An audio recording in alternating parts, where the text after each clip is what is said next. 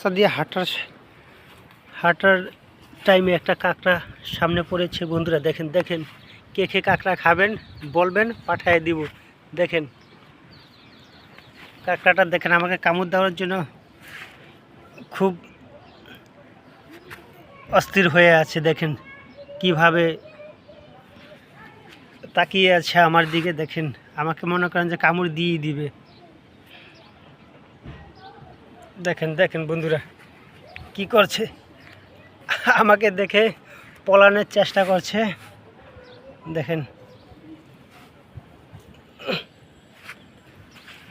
মনে হয় আমারে আঙ্গুল ধরতে পারলে চাপ দিয়ে হয়তো কাইটেই ফেলাবে। দেখেন কিভাবে তাকিয়ে আছে আমার দিকে। দেখেন